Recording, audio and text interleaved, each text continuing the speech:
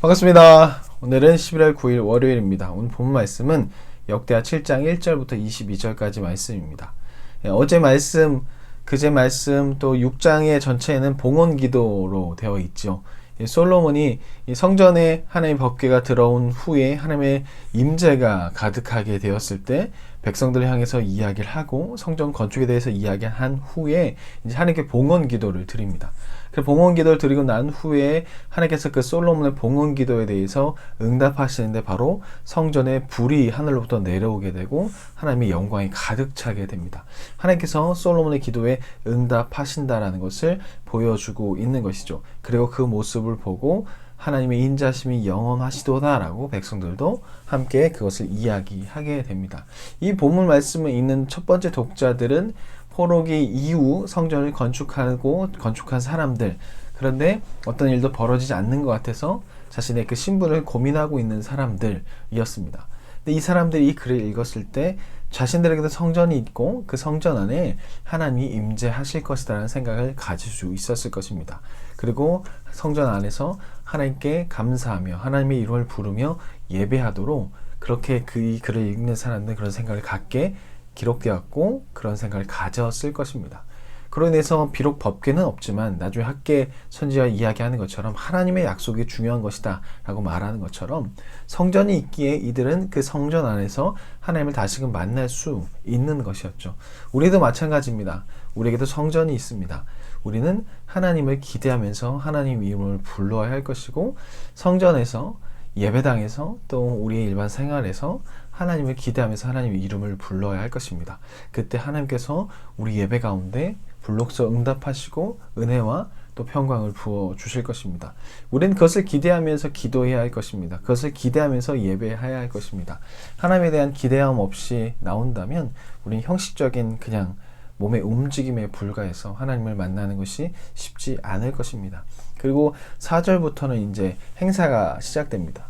새해 첫날에 나팔을 불면서 시작하는데 나팔을 불며 시작하는 것을 통해 보았을 때 새해 첫날에 하나님께 성전을 봉헌하고 봉헌식을 거행하는 것으로 그렇게 보여집니다. 그리고 장막절까지 거행하게 되는 걸로 보여지는데요.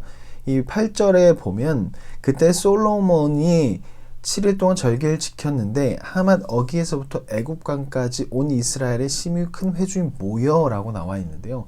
이것은 하나님께서 아브라함에게 약속했던 그 장면입니다. 하나님께서 이렇게 하시겠다는 그 장면. 그래서 이 장면을 통해서 아브라함의 약속이 성취된 것을 말해요.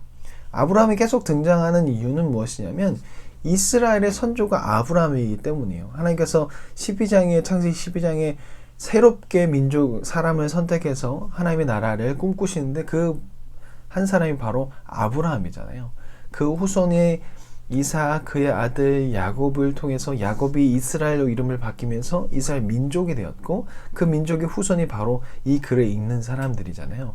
그러니까 하나님께서 아브라함에게 약속하셨던 것이 지금까지 이루어져 가고 있고 이 글을 읽는 사람들 역시 아브라함 후손으로서 하나님 나라 백성인 거라는 것, 그것을 알게 하는 것이죠. 그렇기 때문에 이 글의 읽음을 통해서 백성들이 기뻐했고 한 것을 통해서 너희들도 이 글을 읽고 이 말씀을 듣고 하나님을 기뻐하며 계속적으로 지금도 희망을 가지며 하나님께 나아와라 라고 그렇게 이야기하고 있는 것입니다.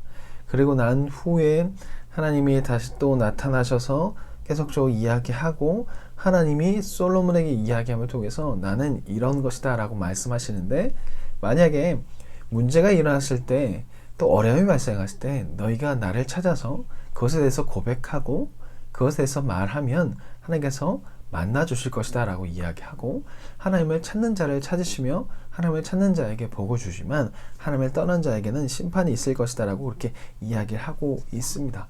하나님께서 모든 것을 주관하신 분이라는 것을 다시 한번 이야기하면서 이제는 다시 이전의 그 선조들처럼 하나님을 찾지 않고 떠나서 심판당하는 일이 없도록 계속적으로 하나님을 찾고 하나님 안에 살아서 복을 받는 민족이 되어라 라고 말씀하시는 것이죠. 우리의 삶에도 마찬가지입니다. 우리 삶을 주관하시는 분은 하나님이십니다. 근데 우리 삶에 보이지 않기에 우리는 하나님이 우리의 삶을 주관한다고 생각하지 않고 살아갈 때가 참 많이 있는 것 같습니다. 보이지 않지만 여전히 일하고 계시는 그 하나님, 우리가 어딜 가든지 하나님 우리와 함께 하시는 그 하나님, 그 하나님을 기억하며 우리는 살아가야 할 것입니다. 그 하나님을 기억하면 기억할수록 우리의 삶은 더욱더 불편해지는 것이 아니라 더욱더 거룩해지고 경건해져서 더욱더 행복한 삶을 살아갈 수 있을 것입니다. 이번 한 주도 하나님을 생각하며 하나님 안에서 하나님을 예배하면서 거룩하고 경건한 행복한 그런 삶을 사는 한 주가 되기를 간절히 소망합니다. 그러면 내일 뵙겠습니다. 안녕히 계세요.